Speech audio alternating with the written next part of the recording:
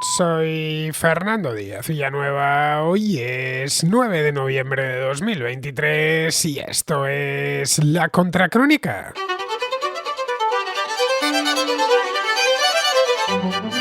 Israel continúa su avance hacia la ciudad de Gaza, capital de la franja y gran bastión urbano de Hamás. Pero no es una ciudad vacía. En Gaza sigue habiendo miles de civiles atrapados en sus casas, en refugios o en tiendas de campaña junto a los hospitales. Las líneas de ataque se desconocen, ya que el ejército israelí, como es normal, guarda celosamente esta información. Pero se sabe que la estrategia seguida por los generales israelíes ha sido hasta el momento avanzar por los flancos y por el sur. Con esto han embolsado la ciudad creando un nuevo perímetro fácilmente defendible que en su parte norte y este limita con Israel, en el oeste con la costa del Mediterráneo y en el sur con el resto de la franja. Todo lo más que han dicho los militares israelíes es que por el momento su cuerpo de ingenieros se está concentrando en destruir la vasta red de túneles que recorre el subsuelo de Gaza. Tratan de taponar los puntos de entrada y salida de estos túneles, pero muchos de ellos se encuentran dentro de hospitales y escuelas, por lo que no son fáciles de detectar. Junto a eso, están identificando y eliminando a los comandantes de Hamás que operan sobre el terreno. Esto tiene impacto directo sobre las operaciones, ya que merman sensiblemente la capacidad de Hamás para organizar contraataques. A principios de esta semana, las fuerzas israelíes avanzaban con paso firme por la línea de costa hacia el campamento de Al-Shati, muy densamente poblado y que durante el fin de semana fue objeto de sucesivos bombardeos aéreos. Por ahora no quieren arriesgar más. Tratan de moverse por zonas más o menos abiertas, localizando los accesos a los túneles para que, llegado el momento, se puedan internar en el casco urbano, pero ya sin el temor de que la presencia de los túneles juegue en su contra. Quieren evitar a toda costa una masacre de soldados israelíes o que algunos de ellos sean capturados y pasen a engrosar la nómina de rehenes. Lo que no se ha detenido por ahora son los ataques aéreos y de artillería. Desde el mar, varios buques de guerra de la Marina israelí están barriendo la franja. La aviación, por su parte, ha atacado ya miles de objetivos cuidadosamente seleccionados por los servicios de inteligencia. Priorizan cuarteles de Hamás, polvorines, puestos de observación y posiciones de tiro. Para ello no solo se valen de ataques directos, también emplean medios indirectos como el corte de comunicaciones. De forma intermitente, la franja se queda sin conexión telefónica y sin datos, lo que sin duda complica que los milicianos se organicen, pero que también tiene funestas consecuencias sobre la población civil, ya que sin teléfono no se puede, por ejemplo, llamar a una ambulancia. La intención del gobierno israelí es no detenerse hasta controlar por completo la ciudad. Luego pasarán a la siguiente fase, que será ir hacia el sur, dejando a su espalda una retaguardia pacificada. La estrategia escogida implica paciencia y mucho tiempo, meses seguramente, hasta que se den por concluidas las operaciones sobre el terreno. Entre tanto, son muchos los que se plantean qué pasará después, una incógnita que nadie, empezando por el propio gobierno israelí, ha acertado a despejar. Netanyahu asegura que no tomará el control directo de la franja, pero tampoco ha explicado qué pretende hacer con Gaza y sus 2 millones de habitantes una vez esto haya terminado.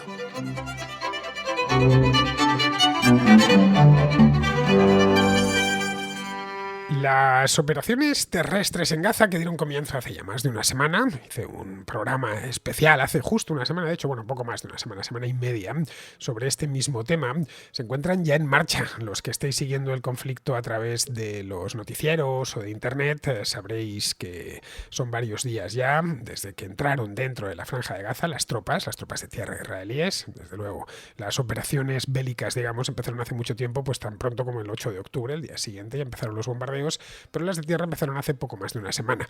Comentábamos aquí que era una operación de gran complejidad, porque aunque la franja de Gaza es muy pequeña, tiene, como os decía en aquel programa, aproximadamente 40 kilómetros de largo por unos 10-12 kilómetros de ancho, 12 kilómetros en el punto más ancho, en otros lugares es algo más estrecha, pero aunque es muy pequeñita, está también muy poblada. Hay más de 2 millones de personas viviendo allí en varias ciudades, todas de tamaño medio, pero están pegadas la una a la otra. Os comentaba que en el norte está Gaza, la capital, luego está Han Yunis y finalmente está la ciudad de Rafah. La mayor de todas es la capital, es Gaza, que se encuentra en el norte.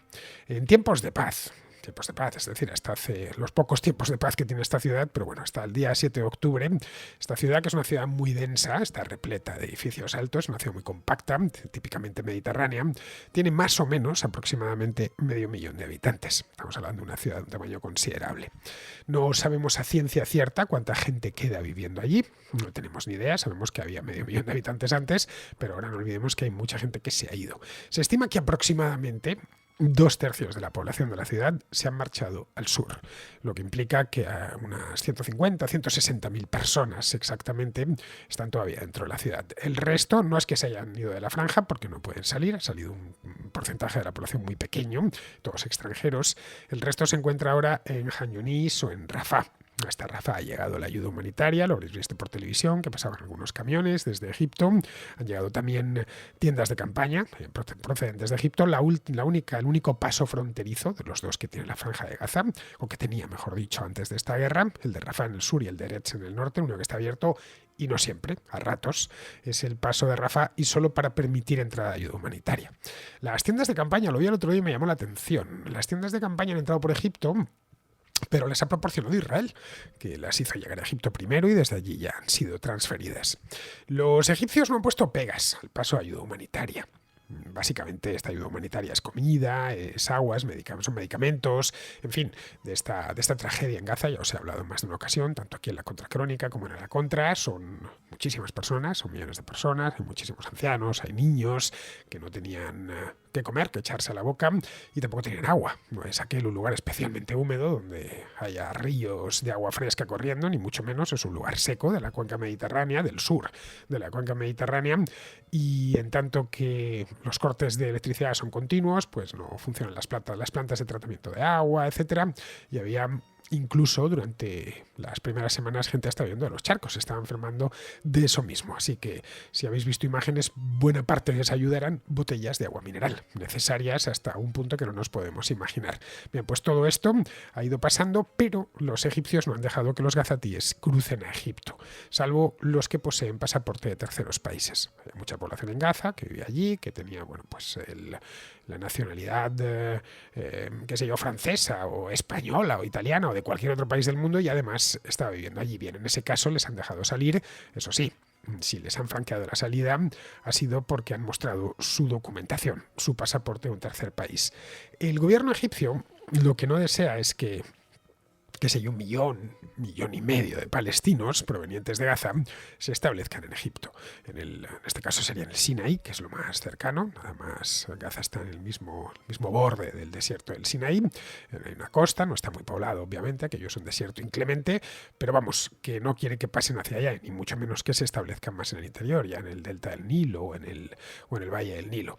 No quieren que estén allí, a pesar de que hablan el mismo idioma y desde el punto de vista pues cultural son muy parecidos los gazatíes y los egipcios. ¿Por qué? Pues porque temen que les traigan problemas. Este temor no es infundado. Eso ya sucedió en Jordania en los años 60. En Jordania incluso llegaron a construir un estado paralelo, un estado palestino paralelo, que desembocó en una guerra entre Jordania y los refugiados palestinos. Una guerra de hace ya mucho tiempo, más de medio siglo, pero que los jordanos todavía la recuerdan. Luego, posteriormente, en el Líbano, de donde fueron expulsados porque atacaban a Israel desde el norte y les creaban problemas. Esto provocó, de hecho, una invasión israelí del Líbano en el año 1982 que los libaneses recuerdan con espanto. Y luego en Gaza, además, opera Hamás. No es que sea un lugar pequeño, vale, atestado de gente pobre, pero que más o menos se sabe gobernar, ¿no? En absoluto. Lo gobierna una organización terrorista vinculada directamente con la de los hermanos musulmanes. Los hermanos musulmanes son de origen egipcio, pero en Egipto están prohibidos desde hace 10 años. Concretamente, desde el golpe de Estado de julio, sí fue en julio del año 2013, el que derrocó a Mohamed Morsi, luego posteriormente al-Sisi, el actual presidente de Egipto, llegó al poder. Bien, la parte sur de la franja está hoy llena de civiles, más de lo habitual. Es un problema que los israelíes tendrán que enfrentar en algún momento del futuro. No sabemos cuánto, pero por ahora se han limitado a tratar de desplazar, y en buena medida lo han conseguido, hacia el sur a la gente, a los civiles, quiero decir. Antes de eso tienen que tomar Gaza, eliminar todas las amenazas que anidan en su interior. Estamos hablando de una ciudad de 500.000 de habitantes, o con espacio por lo menos para 500.000 de habitantes, llena de edificios, ya decía antes, muy compacta, muy densa. Tienen que pacificarla y solo entonces pasar hacia el sur. Para entender cómo es la estrategia israelí, os voy a mostrar un mapa. Ya sabéis que no es algo que hago muy habitual, prefiero que este programa sea más de radio que otra cosa, pero a veces, y aprovechándome de que no dejo de estar en YouTube y que iVoox me permite esta posibilidad, pues os muestro mapas. Es más en la contrahistoria, luego más ahí que en la contracrónica, pero bueno, os estoy mostrando un mapa en este momento, lo podéis ver los que estéis escuchando esto por YouTube. Nada, no tenéis más que echar un vistazo al teléfono, al ordenador, donde estéis escuchando esto, y lo tenéis en la pantalla. Y los que lo hagáis a través de iVoox, podéis encontrar este mapa en la pestaña de comunidad de la aplicación. Lo mismo sucede en el caso de que lo estéis escuchando a través de la web. Es un mapa que he extraído del Wall Street Journal, un mapa bastante bien hecho que nos permite hacernos una idea. Bien, aquí tenéis la Franja de Gaza en toda su extensión. Como veis, es muy estrecha, alargada, pero muy estrecha, algo más ancha en la parte sur. En el norte tiene un ancho de aproximadamente más o menos 10 kilómetros, es muy poquito, no sé dónde, cada uno estará en un sitio diferente, pero imaginaos desde donde estáis una línea de aproximadamente 10 kilómetros. Pues bien, ese es el ancho que tiene esta franja. El ejército israelí lo que ha ido haciendo es avanzar por ambos flancos del mar Mediterráneo, que se ve a la izquierda, y el de la frontera con Israel. Y luego ha avanzado de manera perpendicular a esas dos líneas de avance por el sur, a la altura, y lo podéis ver en el mapa, a la altura de Al-Zara. Y ahí han establecido un cordón, o están estableciendo un cordón. En las zonas sombreadas de color marrón más oscuro, es donde operan ahora mismo las fuerzas israelíes, y las de color crema, marrón más clarito, son las que han ido tomando en las últimas 48 horas. Luego podéis ver la leyenda, está en inglés, ¿no? Las ground operations, las operaciones de tierra y los avances que reclama el ejército israelí. Bien, se ven los círculos, lo pone también en inglés en la parte superior del mapa, zonas de luchas, de combate significativo, ¿no? Podríamos traducir. Se ve que es en esta zona de Al-Zara, se ve que es la parte al norte del centro de la ciudad y junto al paso fronterizo de Eretz. Estas son las zonas donde ha habido más combates, donde se han registrado más combates, al menos en los últimos 2 días. Al sur no aparece, bueno, sí aparece, uno de los campos aparece aquí, lo podemos ver, Nuseirat Camp. Bien, queda el campamento de refugiados de Nuseirat, donde vivían al menos unas 60.000 personas, y que fue creado por la ONU hace pues ya muchísimos años, de la Agencia de Refugiados de la ONU. A su lado, este no aparece, está justo pegado, está el campamento de Bureij, con unos 30.000 residentes más o menos. Entre ambos sumaban unos 90.000 aproximadamente. Ya digo, esto no dejan de ser campos de refugiados, una cantidad de gente respetable. Vamos, hay capitales de provincia que no tienen 90.000 habitantes en España. Estos dos campos, en origen, hace décadas, estaban formados por tiendas de campaña. Estos dos campos nacieron después de la guerra de 1948. Hoy ya son ciudades con edificios de hormigón. Podéis buscar el campo de Nuseirat, que es más grande, en Google, y podréis ver las imágenes de las calles, ¿no?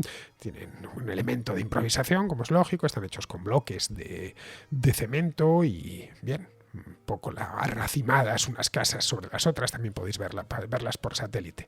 Entre ambos pasa una carretera que en este mapa que estáis viendo aparece pintada de azul. Esta carretera lo pone en Salah al-Din, hay un rótulo que lo pone encima, es decir, Saladino, así es como se llama, carretera Saladino, autopista Saladino también la llaman. Saladino es el fundador de la dinastía Ayubí, hasta que arrebató Jerusalén a los cruzados en el siglo XII tras la batalla de los Cuernos de Atín.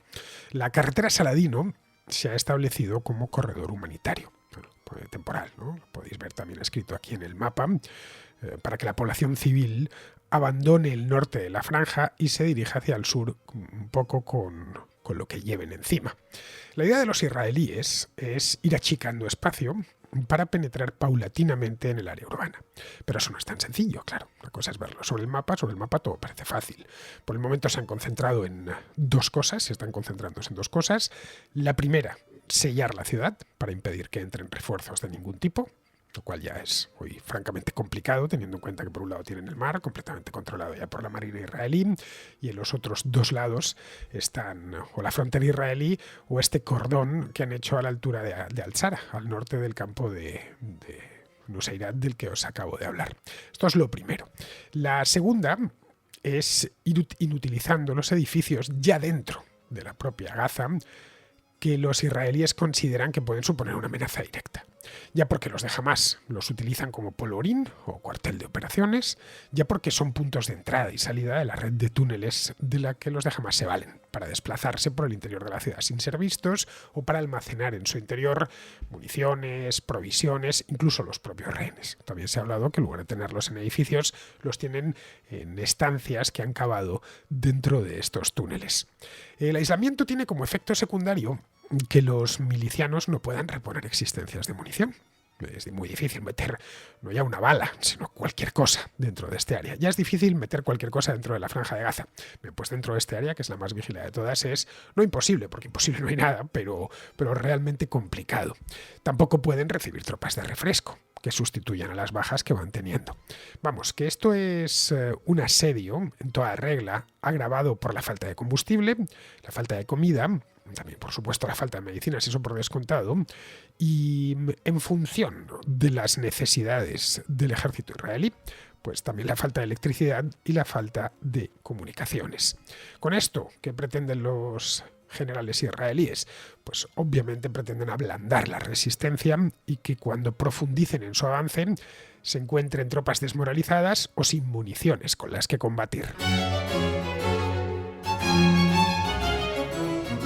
Pero en el interior de la ciudad no solo hay milicianos de Hamás. Gaza no es Stalingrado, a ver si me entendéis, una ciudad de la que apenas quedaron civiles. Cualquiera que conozca la Segunda Guerra Mundial y más concretamente la batalla de Stalingrado lo sabe. Civiles había, a pesar de todo, en ese infierno, pero había muy poquitos al lado de los que hay en la Franja de Gaza. Si las estimaciones son correctas, como os decía al principio del programa, 1/3 de la población gazatí aún está en la ciudad. 1/3 de ese 500.000 de habitantes que tenía antes de la guerra. Esto hablamos de mucha gente, de más de 150.000 civiles, 160.000 exactamente, arracimados en torno a los hospitales o recluidos en los sótanos de las casas. Os voy a mostrar otra imagen que viene también extraída también del Wall Street Journal, que tiene un servicio de infografía magnífico. Lo podéis ver igual en YouTube o podéis verlo en la pestaña de comunidad de iVoox. Se puede ver en esta imagen de forma simplificada. Lo muestra a la perfección los múltiples riesgos que acarrea esta operación. Bien, esto que está ahora mismo delante de vuestros ojos es lo que se van a encontrar las tropas israelíes una vez hayan penetrado en el centro de la ciudad. Exactamente más o menos esto, evidentemente simplificado. Hay edificios en pie, como veis, otros derruidos. Los primeros pueden servir como puestos para francotiradores. En el aire luego habrá drones, aparecen ahí, aparece un dron encima de uno de los edificios, pintado de rojo, pero no solo los israelíes, también los de Hamás, ya que esta de los drones es una tecnología que los de Hamás utilizan desde hace tiempo. La utilizan de manera todavía un poco tosca, con fines de observación. No han llegado al nivel de virtuosismo de la guerra de drones que hay en el caso de Ucrania, ¿no? Pero vamos, que drones tienen y saben operarlos, saben pilotarlos, que los drones no deja de ser un aparato de aviación, ¿no? Una aeronave, y se tienen que pilotar. Dentro de los edificios no solo puede haber centros de mando de Hamás, que por supuesto también es posible que se encuentren civiles escondidos, seguramente muertos de miedo, que no han conseguido salir. Para abrirse paso, los israelíes pueden utilizar tanques y vehículos acorazados, pero estos mismos vehículos son muy vulnerables desde arriba y relativamente fáciles de emboscar. El combate urbano, los blindados que son tan útiles en combate en campo abierto, pues pierden buena parte de su utilidad y de su eficacia en el combate urbano. Esto les obliga a recurrir a la infantería, es decir, a tropas de tierra debidamente adiestradas para hacer este tipo de guerra, que es la más complicada que existe. La infantería israelí está bien equipada, cuentan con buenas armas, con buenos uniformes, bien protegida, está bien entrenada también, pero no son superhombres. Pueden caer víctima de un disparo de mortero, por ejemplo, de un francotirador o de los artefactos explosivos improvisados, los IED, de los que os hablaba la semana pasada, que hayan ido escamoteando los de Hamás entre los escombros de un edificio, por ejemplo, al paso de un pelotón de israelíes, pues que está ahí eso, y se lleve a 2 o 3 por delante. Luego, bajo la ciudad, también aparece aquí en este diagrama, corre la red de túneles, cuya extensión es desconocida, extensión completa. Los israelíes no tienen un mapa exacto, se habla del metro de Gaza, pero no tiene un mapa como el metro del resto de ciudades, y cuyo acceso se encuentra normalmente dentro de edificios, por lo que es muy difícil dar con esos accesos. No es que estén los túneles en mitad de la calle y pongan una señal, túnel de Hamás con una flechita, no, en absoluto. Respecto a los morteros, estos ya los están empleando para atacar las unidades de infantería que se han aventurado por las afueras de la ciudad. Un mortero, cualquiera que sepa algo de armas, yo no sé mucho, pero sí lo suficiente como para saber lo que es un mortero. Un mortero es un arma portátil y fácilmente transportable. Puede hacer mucho daño, además, porque lanza granadas, por lo que no es tan fácil acabar con ellos. Si les están disparando desde una posición con morteros, esa posición se esfuma, desaparece en cuestión de minutos. A la hora de responder y aniquilarla.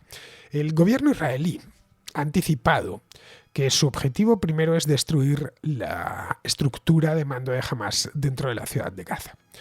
Pero hacerlo requerirá tomar decisiones difíciles, como por ejemplo, y me parece la más difícil de todas, como si atacar o no hospitales u otros edificios civiles, como por ejemplo escuelas. Que una escuela esté vacía es más fácil, según están las cosas, que un hospital, teniendo en cuenta la cantidad de heridos que está provocando esta situación.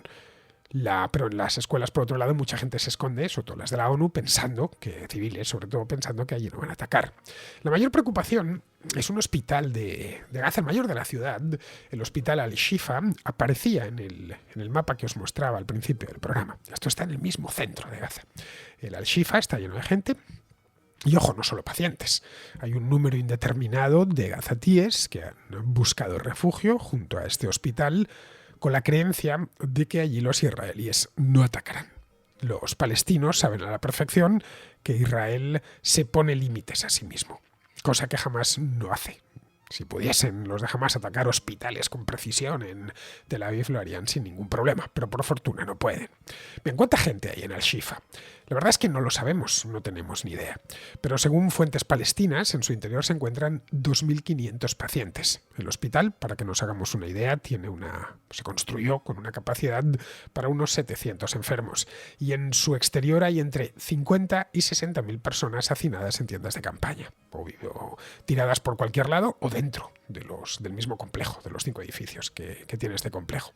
El ejército de Israel asegura que jamás ha ubicado centros de mando, o almacenes de municiones, posiciones de tiro en los hospitales, incluyendo, por supuesto, este de Al-Shifa, que es un edificio elevado.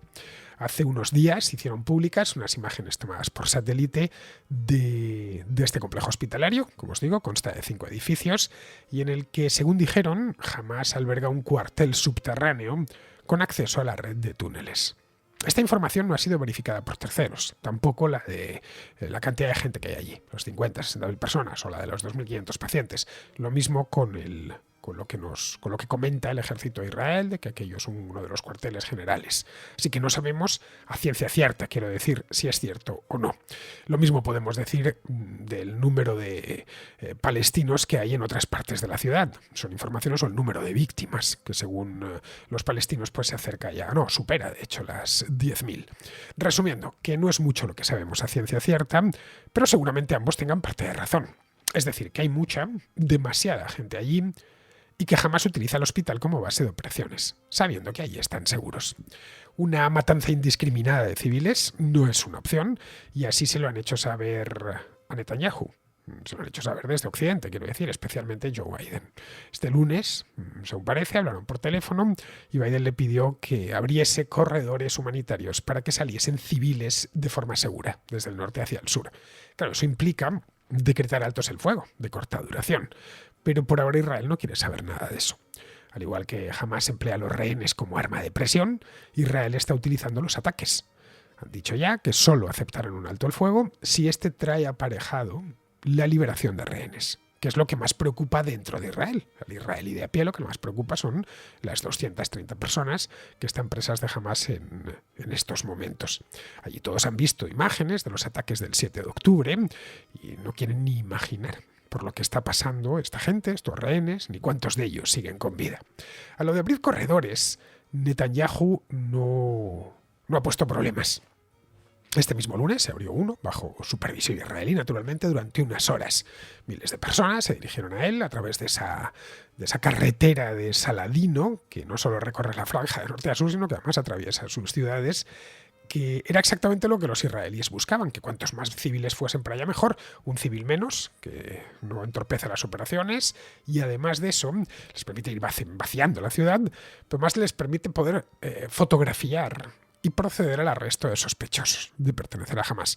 No olvidemos que los servicios de información israelíes, a pesar del gol que les metieron el día 7 de octubre, son buenos, tienen fichada a buena parte de esta organización, y si descubren que alguno podría ser uno que ya tienen fichado, pues lo detienen en el acto y lo encarcelan, y así no se lo volverán a encontrar en el futuro. Su intención es que en el interior de Gaza queden solo milicianos, en el interior de la ciudad, de la capital. Su número, el número de milicianos que hay allí, de nuevo, no se ha podido verificar de forma independiente, pero para que nos hagamos una idea, ronda entre los 30 y los 40.000, divididos en 6 brigadas, todos según fuentes israelíes. Son muchos, sin duda, 30-40.000, pero los israelíes son bastantes más. Pensad que la última movilización han sido solo, la última, 300.000 personas de golpe. Ahora bien, de cara a las operaciones urbanas, el ratio ideal debe de ser de 10 soldados israelíes por cada combatiente de Hamas. Claro, esto supone meter en Gaza entre 300 y 400.000 efectivos. El IDF, es decir, las fuerzas de defensa de Israel, los tienen, pero no quieren llevarlos al matadero. Por lo que si en el interior de la ciudad están dispuestos a resistir hasta el último hombre, esto se prolongará durante meses. Vamos con la contrarréplica. Empezamos con Yone, que nos habla de las manifestaciones en Ferraz contra la amnistía y más concretamente de cómo lo están tratando los medios de comunicación. Buenas, Fernando. Quería comentar contigo y traerte el tema de las manifestaciones que están habiendo estos días en Ferraz, especialmente la que se celebró ayer, lunes, y en la que hubieron por parte de la policía usos de gas lacrimógeno y abuso de fuerza. Y quería reflexionar sobre el tratamiento que están haciendo los medios de comunicación, especialmente televisión española, sobre lo que ha ocurrido en estas manifestaciones y cómo cambia mucho la versión dependiendo de qué medio escuches. A mí no me dejó de sorprender cómo después de yo haberme enterado de lo sucedido por medios, digamos, alternativos o no oficiales, no en la televisión, sino canales de información que hay en internet, cómo se cambiaba radicalmente la forma de comunicar lo que había sucedido en televisión española, por ejemplo, donde básicamente se quería asociar a los manifestantes pues con ultraderechistas, nazis, fascistas, ¿no? Querían atribuirle todo eso para deslegitimar esa manifestación y simplemente hacer ver como que eran unos fascistas violentos y así. Cuando si uno ve las imágenes, claramente eh, la cantidad de gente que había allí eh, manifestándose era muchísima. Yo lo único que he podido ver ha sido a través de vídeos, pero se veía claramente que era muy multitudinario y no. Seguro que habría radicales de extrema derecha, porque siempre están haciendo ruido. Pero eso sin montar una manifestación no les aparece tanta gente, son cuatro. Está claro que el movimiento de estos días está siendo transversal, es posiblemente esté movilizando más a gente de más conservadora o que se identifique con la derecha, pero desde luego también hay mucha gente no de derecha, pero que también está manifestándose porque está en contra de lo que está sucediendo. Entonces quería preguntarte en relación con todo esto, los medios de comunicación, tú que has podido trabajar dentro, no sé de cuáles ahora mismo, pero que los conoces a lo mejor un poco más de cerca, ¿cómo es posible que hagan este tipo de manipulaciones tan burdas y tan sectarias? Si lo hacen de forma consciente y malintencionada, o es simplemente sectarismo y gente totalmente ideologizada que es incapaz de ver la realidad y que siempre ve la realidad con los lentes de un color. No sé que si puedes arrojar algo de luz en esto. Muchas gracias y un saludo. Bueno, nada extraño, John. En España muchos medios de comunicación son esencialmente terminales de los partidos políticos. Eso no es una novedad. El activismo o ese activismo mediático siempre me ha repelido mucho. Y ojo, que sé de lo que hablo porque lo he padecido en primera persona. La razón por la que hay tanto partidismo en los medios de comunicación es que es mucho más fácil vivir de un partido, no digamos ya si está en el poder, entonces se vive muy bien, que hacerlo de los lectores. Está claro que todos los medios tienen su línea editorial, que puede estar más o menos cercana a la de un partido político, pero claro, de ahí, de tener una línea editorial, a ser terminal directa, extremidad de un partido político, pues hay una diferencia importante.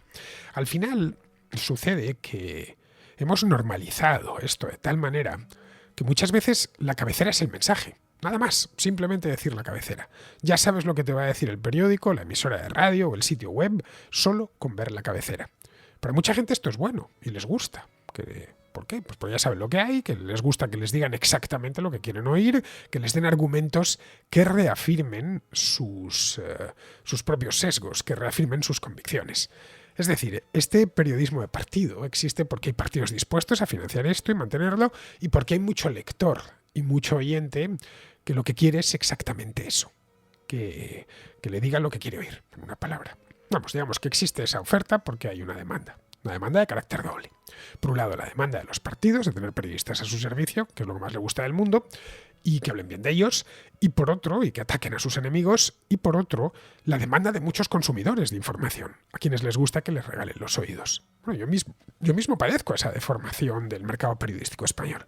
Mi programa, que es La Contracrónica, un programa de actualidad, no está al servicio de ningún partido político, y eso creo que ha quedado más que demostrado después de tantos años haciéndolo. Ya va para 8 años el año que viene, y eso ocasiona que todos los políticos que conozco desconfíen de mí. A mí eso personalmente me alegra, claro, lo he dicho muchas veces. Yo no como con políticos, no ceno con ellos, no desayuno con ellos. No me gusta su compañía. En este programa jamás se ha entrevistado un político en ejercicio. Cuando he entrevistado a algún político era porque ya lo ha dejado, y no se hará nunca. Por otro lado, veo como algunos oyentes pues están molestos en alguna ocasión porque critico a tal o a cual partido político. Cada vez, por ejemplo, que critico a Vox, entran oyentes que son votantes de ese partido y me insultan. Si lo hago con el PP, el PSOE o Sumar, me pasa lo mismo. Es algo que asumo y que, por supuesto, doy por bien empleado. Bien, vamos ahora con Esther, que ha estado en las manifestaciones de estos 2 últimos días en Ferraz, y nos cuenta lo siguiente sobre las mismas. Hola Fernando, lo primero darte las gracias por tu programa, como siempre. Yo he estado en las manifestaciones del lunes y martes un ratito, no he estado tampoco hasta el final, es decir, no he visto el momento en ninguno de los 2 días en el que se ha empezado como a liar la cosa. Sí que te digo que el rato que yo estuve en ambas manifestaciones fue absolutamente pacífica. No hubo ningún tipo de violencia contra nada y contra nadie. Y, y ayer sí que pudimos constatar que había una presencia policial desmedida para lo que estaba ocurriendo. Yo puedo entender que si hay un grupo de infiltrados, cosa que ayer sí que parece que hubo, ayer martes, tengas que tener presencia policial y tengas que cargar en un cierto momento si efectivamente la cosa se va de madre. La cuestión es que había policía infiltrado en la manifestación, ojo, como debe ser, que estaban viendo perfectamente quién eran los infiltrados, que todo el mundo sabía quiénes eran, o al menos tú los ves y dices, este seguro que luego la va a ir a liar, efectivamente, porque iban encapuchados, el resto íbamos a cara descubierta, no tenemos nada que esconder. Pero es que la presencia policial ayer era desmedida, no paraban de llegar lecheras, no paraban de llegar policías, pero además los policías casi pasando por encima de la gente con las lecheras. Es decir, la gente que estaba, bueno, estaba más bien en Marqués de Urquijo, porque hay que recordar que a la calle Ferraz no se puede entrar, la tienen totalmente vallada, no te dejan ni acercarte a la sede del PSOE, o sea que tampoco, aquí parece que es que se está rodeando, no se está rodeando nada porque no nos dejan, no, que a lo mejor está bien que no nos dejen, no lo sé, aquí ya no me meto, pero que es que no nos lo permiten, es decir, nos quedamos en la esquina, ni siquiera llegamos a ver la sede del PSOE. Entonces, la presencia policial de ayer era absolutamente desmedida. No paraban de llegar antidisturbios, como si estuviéramos, no sé, quemando las calles, ¿eh? Y la realidad es que no era esa. Hasta el último momento en el que el grupito de radicales, que por cierto estuvieron intentando agredir a una señora y ninguno de los que estaban en el cordón policial hizo nada para proteger a esa señora, nada, fue alucinante y la policía se ha hecho mucho daño. El descrédito que han conseguido con las actuaciones del gas lacrimógeno ayer el ambiente era de recelo hacia ellos porque la actitud que están teniendo, o sea, de verdad que yo aquí hago un llamamiento a las policías nacionales que piensen de verdad para quién trabajan. Si trabajan para el pueblo, trabajan para el gobierno. Porque hay cosas que de verdad que no tienen nombre. La de ayer, lo de intentar pasar por encima de gente con las lecheras, porque yo soy más chulo que tú, y me vas a dejar pasar sin sirena y sin nada de yo paso por encima y punto, que es que tuvimos que agarrar a gente para que no la atropellaran directamente, no justifica para nada que pueda haber una situación medianamente violenta y luego tú tengas que atacar. E igual, ayer se volvió a usar el gas. Es que no se usó el gas contra los CDR. Había familia, había gente normal. Es que la mayoría éramos gente normal que estaba allí protestando porque estamos hartos de todo esto. Pero en fin, desde aquí animo a que sigamos con esto de manera pacífica, porque es la única manera de que no saquen la fotito del tonto de turno que la lía parda. Pero que hay que seguir porque a la vista está que vamos de cabeza a otra cosa que no es la democracia. Yo no he estado en esas manifestaciones, Esther, así que no te puedo hablar de primera mano. A cambio, pues hay mucha información gráfica y testimonios suficientes como para que me haya podido hacer una idea de en qué ha consistido eso, ¿no? Las manifestaciones hasta el momento han sido esencialmente pacíficas y la del martes fue algo menos. Al final, sobre todo, se registraron disturbios provocados por una minoría de agitadores profesionales. A esos agitadores la policía les reprimió con dureza, cosa que está bien hecha. La actuación de la policía del lunes fue desproporcionada y así lo hice ver en mi programa de ayer con Rubén. La del martes no creo que fuese desproporcionada. Había una minoría que iba a buscar lío y evidentemente lo encontraron. Los manifestantes pacíficos, que era la inmensa mayoría, deberían rechazar ese tipo de compañía.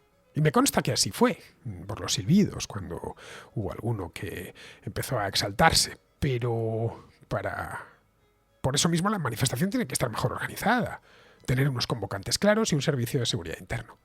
Esto de la espontaneidad está muy bien, pero tiene estos riesgos. Se te puede colar cualquier tipo de alborotador, que termina pues dando al traste con la intención primera de la manifestación.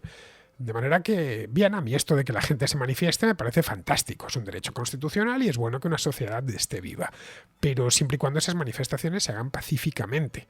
Así que mi recomendación es que si seguís manifestándoos, lo cual, si os lo digo, me parece muy bien, tratéis de organizarlo mejor, la manifestación, las manifestaciones, para que no se os metan este tipo de activistas profesionales, innecesariamente violentos, que van a desvirtuar el mensaje. Bueno, ayer hice una a la contra desde un parque muy bonito en el que comentaba que no puedes pedir que se cumpla la ley incumpliendo la ley. Y eso mismo es lo que hicieron los alborotadores del otro día en Ferraz. Bien, vamos ahora con David, que es de Córdoba y que nos hace una reflexión sobre el desconocimiento que hay en casi todo lo relacionado con la electricidad. ¿Por qué hay tanto desconocimiento acerca de la electricidad? No sé si es algo exclusivo de España, pero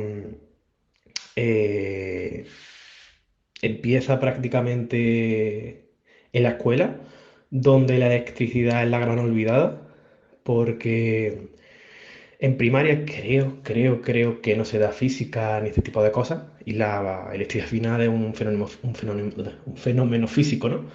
Así que hasta la ESO no se empieza o no se debería empezar a ver. ¿Qué pasa? Aquí, pues, bueno, cualquiera que haya estudiado, bueno, la ESO, por supuesto, pero bachillerato también, bachillerato pasa exactamente igual, salvo alguna asignatura que haya más concreta, donde la electricidad se relega al último capítulo, ultimísimo, y casi que ni se llega a ver, porque primero es que si tema de estática, dinámica, cinemática, química, distintas reacciones y demás, hasta llegar al ultimísimo capítulo que es la electricidad y casi que nunca se ve. Bien, me he comido 2 minutos, pero bueno.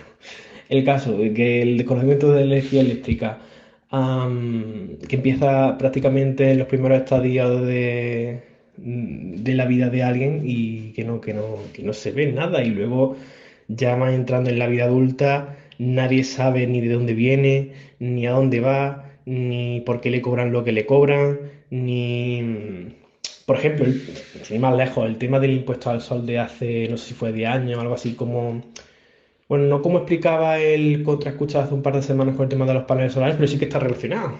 porque al final el impuesto al sol, según tengo entendido, según me explicó un profesor, estudio ingeniería eléctrica, por eso creo que más o menos me puedo mover o tratar de explicar el tema, pero el tema del impuesto al sol era también esto, del tema de las generadoras, que si tú funcionas como generadora, tú tienes que pagar como generadora.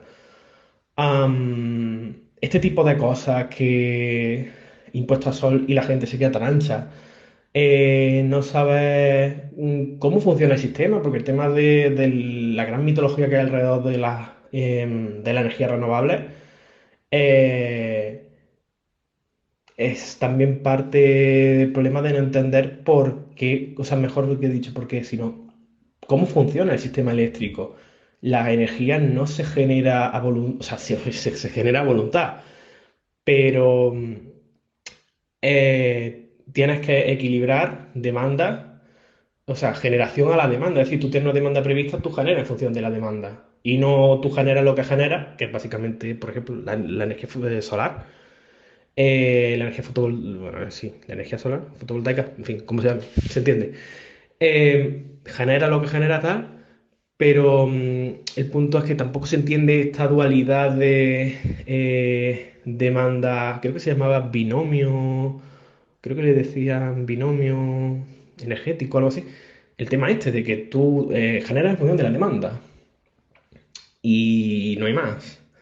Y como, bueno, vale, tampoco es cuestión de meterse en ingeniería eléctrica, ¿no? A la hora de tratar estos temas, ni mucho menos, pero sí tener unos mínimos conocimientos de cómo funciona el sistema, en el sistema de la generación, de que, en fin, de que se genera en función de lo que se prevé que se va a demandar, de qué distintas capas puede haber en el sistema eléctrico, que si comercializadoras, distribuidoras, que si, yo qué sé, red eléctrica también. Que suene a la gente, que le suene, que no le suene sencillamente, ¿qué te digo yo? Endesa o Iberdrola, que son las que más suenan, ¿no? Porque entiendo que al final son las que te cobran. Pero un poco más de profundidad que permita a la gente ver las luces y las sombras de todo lo que nos cuentan. Energías renovables, que están ahí, que yo creo que prácticamente unánime la opinión entre técnicos, o sea, técnicos, gente que estudia estos temas, de que está muy bien, está muy bonito, maravilloso, pero que tiene sus problemas. Tiene unos problemas que es que de noche, como tú tengas el país conectado a generadoras fotovoltaicas exclusivamente, a ver cómo narices enciende una bombilla de noche, por ejemplo. Y es un absurdo, pero es que cuando te pones a ver las distintas fuentes de energía y vas viendo que sí, que hay mucha potencia instalada de renovables, maravilloso, pero si no generan y las renovables no generan a voluntad, en principio, o sea, en principio, en general, salvo la hidráulica que empieza a soltar agua del pantano, el resto a grandes rasgos funciona como funciona. La única que puedes controlar, ciclo combinado, el tema de nucleares, y también las nucleares son un poquito aparatosas, pero producen una barbaridad. No sé cuántas hay en España nucleares, no habrá menos de 10 y planeando quitarlas y producen el 20, más o menos, en torno al 20% de lo que consume el país al año, eso es una barbaridad. Y que la gente no sepa estas pequeñas cosas, y estoy hablando de renovables y me estoy pasando, pero coche eléctrico, igual, maravilloso el coche eléctrico, maravillosísimo, me gusta muchísimo, enorme. Pero nos quejamos de que el móvil a los 4 años la batería está medio muerta. Mm, no quiero ser mal pensado, pero las celdas que tiene la batería de los coches eléctricos no nos pensemos que tienen una tecnología hiper, ultra, mega innovadora. El cuello de botella de los coches eléctricos, así como el almacenamiento de baterías, pero de energía eléctrica, sigue siendo la batería. Nos guste más o nos guste menos. Am, no sé, son estas cosillas que dicen, lo que ya han comentado muchos contraescuchas, ¿no? Pero que se desconoce y que no es la cuadratura del círculo o el sexo de los ángeles, que esto es técnica, que esto es matemática, física y poquito más.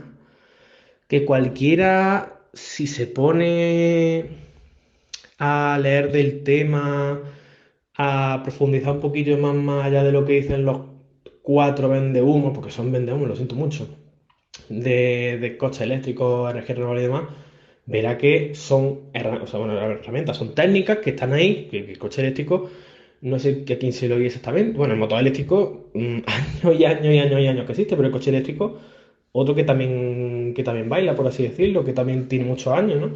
Son técnicas que están ahí, que se van desarrollando, que, en fin, cuando sirven se emplean y cuando pues, no sirven, pues no se emplean, no sé.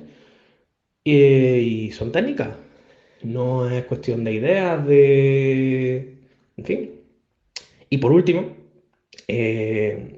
volviendo al tema del desconocimiento, me llama profundamente la atención cómo Europa, o el tema del coche eléctrico, y mira que no estoy versado en ese tema más allá del tema puramente eléctrico, pero me reproduce una extrema curiosidad el hecho de cómo Europa se pega un doble tiro en el pie, porque si, por ejemplo, Europa fuera a nivel eléctrico, fuera una gran generadora, es decir, digamos que no tuviera problema de suministro, o sea, que no tiene problema de suministro, pero me refiero a que tuviera vías de suministro eléctrico potentes, asentadas, muy estables.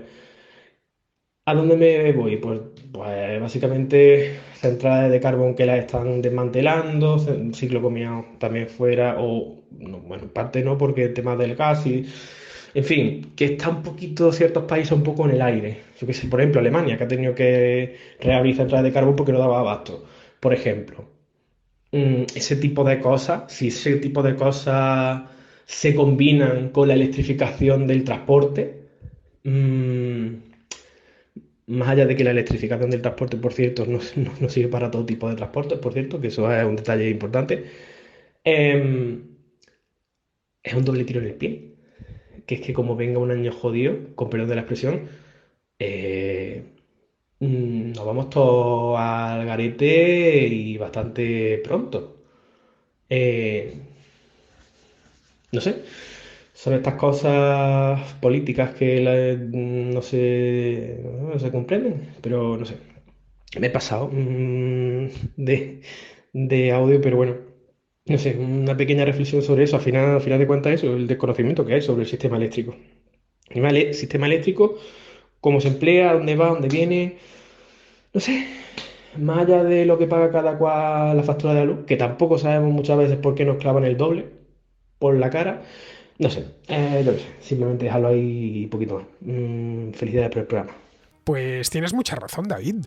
La electricidad, todos sabemos lo que es y la estamos consumiendo continuamente y más en los últimos años que estamos cargando el teléfono móvil, la cámara de fotos, en fin, nos pasamos el día con un cargador en la mano. No sé si os habrá sucedido, pero yo antiguamente cuando llegaba a un hotel, hace 20 años, pues lo que menos me preocupaba era el enchufe, ¿no? A lo sumo, bueno, para la maquinilla de afeitar, ¿no? Esa del baño, que yo ni siquiera la tenía eléctrica, pero bueno, que era lo más que reclamabas, o qué sé yo, llevarte el ordenador portátil, ¿no? Igual lo enchufabas un poco si tenías que trabajar en algo, pero de unos años a esta parte, vamos, que necesitas llevar poco menos que una regleta de la cantidad de cosas que necesitamos enchufar. Vamos, que consumimos muchísima, pero apenas sabemos nada de la naturaleza de la electricidad y se desconoce casi todo sobre el sistema eléctrico.